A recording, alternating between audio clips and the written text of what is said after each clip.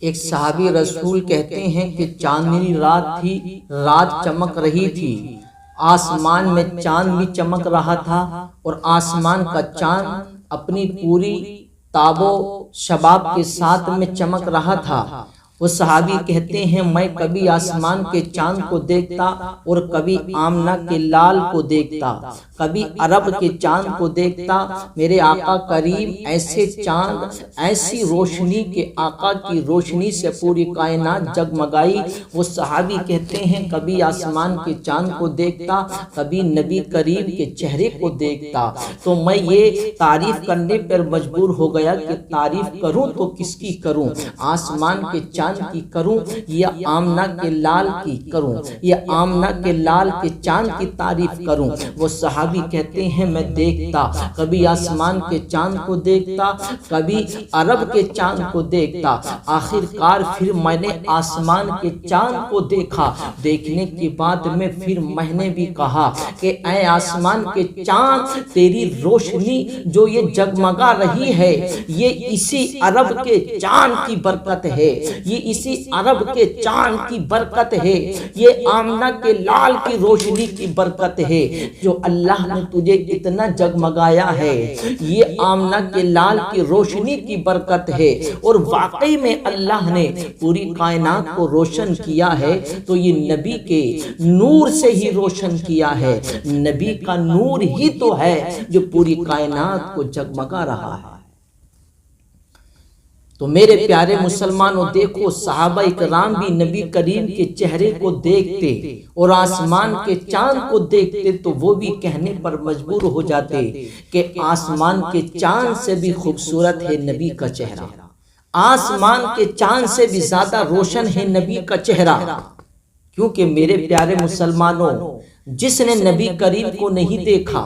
اور وہ آقا کے نام سے اتنا پیار محبت کرتا ہے، تو جس نے نبی کریم کو اپنی ماتھے کی نگاہوں سے دیکھا ہوگا تو وہ نبی کریم کو کیسی صورت میں دیکھتے ہوں گے، نبی کریم کو کس حال میں دیکھتے ہوں گے، اور نبی کریم کے جلوے کو دیکھتے ہوں گے تو اللہ اکبر، وہ بھی کہنے پر مجبور ہوتے ہوں گے کہ واقعی میں اللہ نے جب نبی کو بنایا ہے، اتنا خوبصورت بنایا ہے، جو دیکھتا ہے وہ دیکھتا رہ جاتا ہے۔ اس لیے تو شاعر کہتا ہے روئے بدرو دجا دیکھتے رہ گئے، روئے بدرو دجا دیکھتے رہ گئے، روئے بدرو دجا دیکھتے رہ گئے، روئے شمس الضحیٰ دیکھتے رہ گئے۔ یہ میرے آقا کریم کا جلوہ ہے۔ اس لیے تو اعلیٰ حضرت بھی پکار اٹھے، سرور کہوں کی مالکو، مولا کہوں تجھے، باغ خلیل کا گلے زیبا کہوں تجھے، تیرے تو وصف عیب تناہی سے ہیں بری، حیران ہوں میرے شاہ کیا کیا کہوں تجھے، حیران ہوں میرے شاہ کیا کیا کہوں تجھے، اللہ تیرے جسم منور کی تابشیں، اے جانے جاں میں جانے تجلی کہوں تجھے، اور کہہ لے گی سب کچھ ان کے ثنا خواں کی خاموشی، کہہ لے گی سب کچھ ان کے ثنا خواں کی خاموشی، چپ ہو رہا ہوں یہ کہہ کے کیا کیا کہوں تجھے،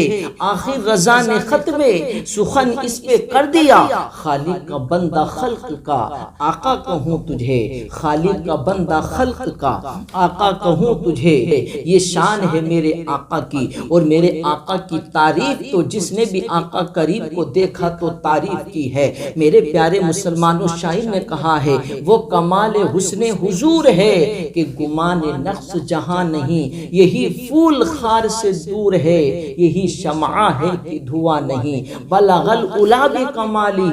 کشفت دجا بجمالہ، حسنت جمیع خصالہ صلو علیہ وآلہ۔ میرے پیارے مسلمانوں، میرے آقا کی شان یہ شان ہے۔ اعلیٰ حضرت بھی پکار اٹھے، سب سے اعلیٰ وہ اولا، ہمارا نبی سب سے والا وہ والا، ہمارا نبی سب چمک والے اجلوں میں چمکا کیے اندھے شیشوں میں چمکا، ہمارا نبی اندھے شیشوں میں چمکا، ہمارا نبی۔ یہ میرے آقا کی شان ہے،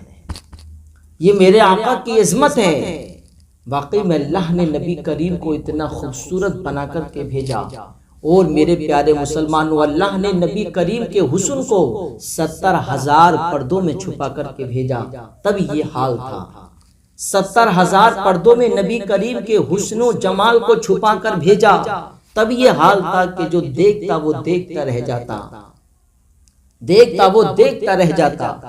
اور اگر نبی کریم کے حسن و جمال کو ظاہر کر دیا جاتا تو پھر نبی کریم کے حسن و جمال کی تاب کوئی نہ لا سکتا۔ صحابہ کرام بھی کہتے ہیں کہ نبی کریم کے حسن و جمال کا عالم یہ تھا کہ نبی کریم کے چہرے کو ہم زیادہ غور سے نہیں دیکھ پاتے تھے، دیکھتے تھے تو ہماری نگاہ جھک جایا کرتی تھی، ایک نظر پڑتی نبی کا حسن و جمال اتنا تیز تھا کہ ہماری نگاہ اس کی تاب نہیں لا سکتی تھی، تاب نہیں لاتی تھی، ہم ایک مرتبہ دیکھتے اور ہماری نگاہ جھک جایا کرتی، کیونکہ نبی کا حسن و جمال یہ حسن و جمال تھا۔ نبی کریم کے چہرے پر جب پسینہ آتا تو صحابہ کرام کہتے ہیں کہ وہ پسینہ بھی اس طریقے سے چہرے پر چمکتا تھا جیسے کہ موتی کسی شیشے پر رکھ کر چمکتا ہے،